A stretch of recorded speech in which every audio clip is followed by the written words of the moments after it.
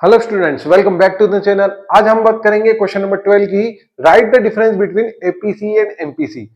Sir, ये MPC और APC क्या होता है? मैंने आपको पहले वीडियो में समझा रखा है, फिर भी डिफरेंस में अपन थोड़ा बहुत समझ लेते हैं कि डिफरेंस क्या है एपीसी और एमपीसी का। देखो, तो सबसे पहले है meaning. Proportion of total income spend on consumption. हम अपनी टोटल इनकम में से कितना स्पेंड करते हैं, हम अपनी टोटल इनकम में से कितना स्पेंड करते हैं, कंजप्शन करते हैं, कितना यूज करते हैं।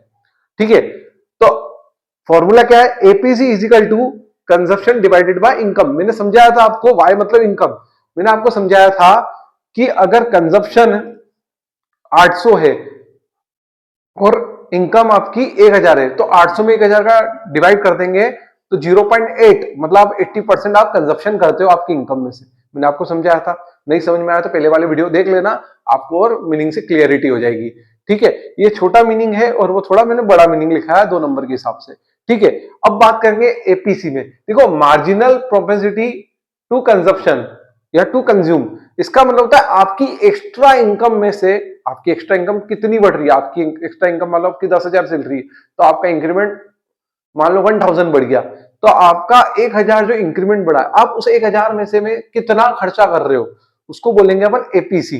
तो फॉर्मूला ये है, APC is equal to change income, change consumption, change income. अगर आपकी इनकम में चेंज हो रहा है तो आपका कंजप्शन में भी चेंज हो रहा है, ड्यू टू रीजन आपकी इंक्रीमेंट, आपकी एक्स्ट्रा सैलरी जो बढ़ी है उसमें से आप कितना खर्चा कर रहे हो, उसको बोलते हैं अपन एपीसी। अब बात करेंगे फोकस की। ये फोकस करता है एवरेज पे, average propensity to consumption. Average पे कंजप्शन पे बात करता है, ये फोकस करता है वो change in consumption due to change in income. Income में कितना चेंज हो रहा है तो कंजप्शन में कितना चेंज हो रहा है, वो उस पर फोकस करता है। कौन? एमपीसी। फिर नेचर, इसका नेचर क्या है एपीसी का? Related to total income. ये टोटल इनकम में से ही डिवाइड किया जाता है, टोटल इनकम में से ही कंजप्शन को डिवाइड किया जाता है। मतलब कंजप्शन को टोटल इनकम से ही डिवाइड करना है, ये इसका नेचर है। और इसका नेचर है related to change in income. इसका नेचर है चेंज होना, इनकम का चेंज होना।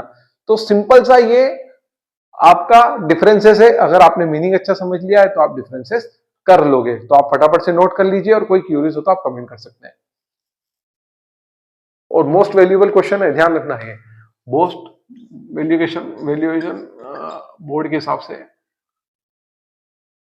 मोस्ट वैल्यूएबल क्वेश्चन है। ठीक है, आईएमपी क्वेश्चन है। ठीक है, तो अगले वीडियो में अगले क्वेश्चन की बात करेंगे। Thank you so much for watching this video.